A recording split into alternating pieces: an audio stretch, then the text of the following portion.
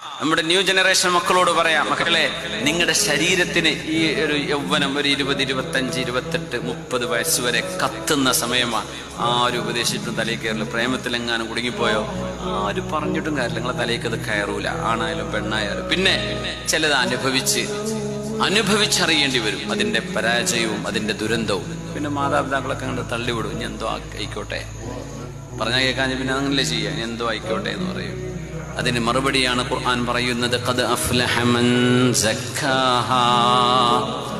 ആകാശത്തെയും സൂര്യനെയും ചന്ദ്രനെയും പ്രഭയെയും പകലിനെയും രാത്രിയെയും മനുഷ്യ ശരീരത്തെയും അതിന്റെ ക്രിയേഷനിൽ വന്ന പെർഫെക്ഷനെയും അള്ളാഹു നമുക്ക് നന്മതിന്മകളുടെ അടിസ്ഥാന ബോധം നൽകിയ വിഷയമടക്കം പറഞ്ഞ് സത്യം ചെയ്തുകൊണ്ട് അള്ളാഹു പറഞ്ഞ വിഷയമാണ്, നിങ്ങളുടെ ഈ ശരീരം നിങ്ങൾ നിയന്ത്രിക്കണമേ.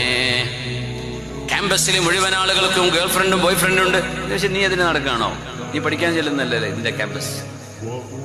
അങ്ങനെ ഒരു നാച്ചുറൽ ഇംഗ്ലീഷ് ഉണ്ടാവും. നിനക്ക് നിക്കാഹ് ചെയ്ത് ഹലാലായ ഒരു ഭാര്യയെ ലഭിക്കുന്നവരെ നീ നിന്നെ നിയന്ത്രിക്കണം. അതിനാ ശറഅ് പറയുന്നത്. എന്നല്ല തോന്നിയ പോലെ നടക്കണോ? കിട്ടാത്തത് കൊണ്ട് അങ്ങനെ ചെയ്യുന്നു, അങ്ങനെയല്ല. തിന്മയുടെ അവസരം ലഭിച്ചാൽ പോലും തിന്മയിൽ ഒരു മുഅ്മിനാ മനുഷ്യൻ ചെന്ന് പെടാൻ പാടില്ല.